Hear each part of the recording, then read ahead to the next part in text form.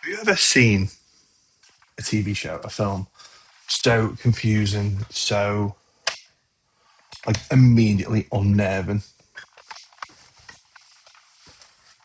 that you cannot escape? You have to stay with. You have to invest. You have to watch. You're locked in. Like this is it now. I'm watching this. This is mine. This is my show. I'm doing this. That was Lost for me at first, anyway. And for many people, I imagine it was as well, because Lost was one of them. You know, it was one of them shows where you were completely fucking lost immediately.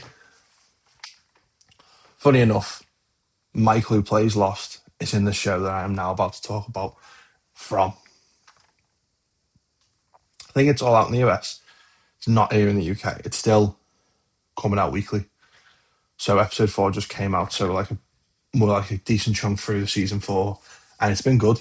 It's a strong start. Strong start. Light just went out.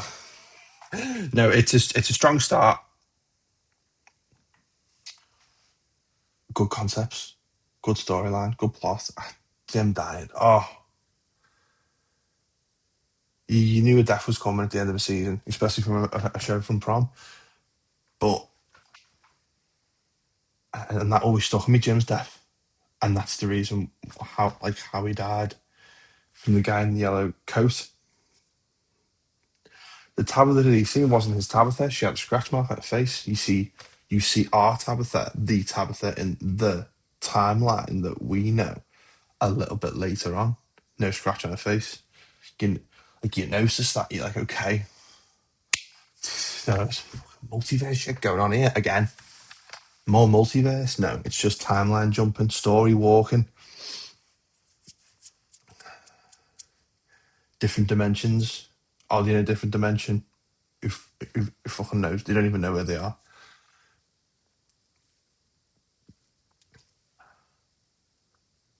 Randall helps. So Randall starts helping Julia out. First episode's like defined Jim. He's been ripped apart by the Wendigos. I don't know what they are, but they definitely look like Wendigos. They look like Wendigos. Ripped apart by them. You know, he's dead. I was actually thinking that as soon as, because you know the Tabitha sends the kids over to check the barn. Go to check the barn. Jim's going to be in the barn. They let the animals out. They needed the animals for food. They see Jim, guts everywhere, all open. What a shame. What a shame. So that's when Tabitha gets the idea of story walking. Not Tabitha, Julie, sorry, gets the idea of story walking. And Tabitha's losing his losing her mind. She's thinking about going back through the lighthouse. And now I've just watched episode 4. Jade wants to start doing mushies. So he's going to start seeing some crazy, crazy spooky shit once that kicks in. That'll be interesting. We want to talk about more about the story walking. Like such an interesting concept. Like that's a good idea. It's fucking mad, but it's good. And we know nothing of this yellow man. The new episode, latest one, Victor seen the yellow man's coat. He pissed himself. He's a well-rounded character, Victor. Like being in a place like that for so long, he looks to be in his late 40s. It's seriously got to completely warp your entire mind and reality of just seeing all this carnage, like brutal carnage, complete desensitization from it. It the character's so well done, being an older man, and I don't know the guy's name who plays him, but he plays a 10-year-old in a 40-month body very well, very well. So he runs off, like Victor pisses himself. He runs off, and his father finds him. It's going to be okay, Victor. And that's when Jade actually finds the mushies. But what I wanted to say was,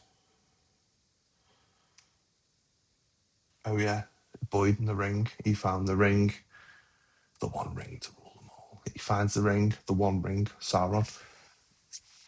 It was his wife's ring. Had a little infinity sign on it. He goes back to the police station, goes in the box, can't find it, puts the ring on the side, looks at the ring in his hand, goes to reach for the ring on the side's gone. It was the one in his box. Clearly the place is fucking with him. And Fatima.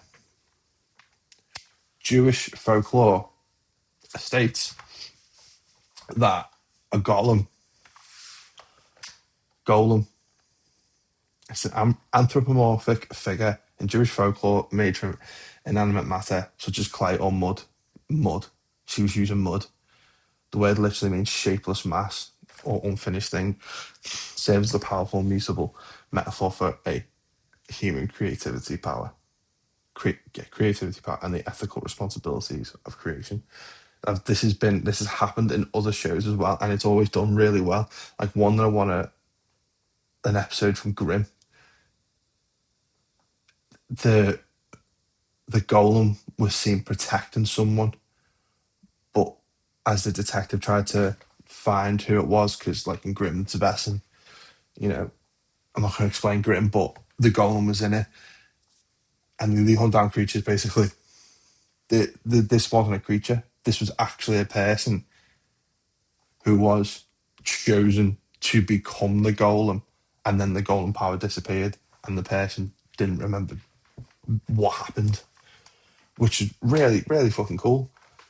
So if Fatima makes the golem, that will be interesting.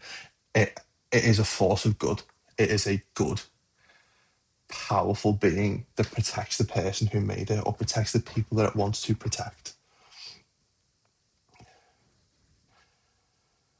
This is a legend of it. The legend of the Golem of Prague, the most famous iteration of the myth, is set in the 16th century, according to the folklore. Rabbi Judah ben Bezazley, terrible, I cannot read that.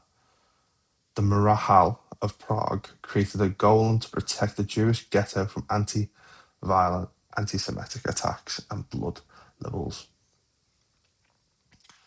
Fantastic. Like the golem's such a good, powerful folklore thing. Shapeless man, unfinished power.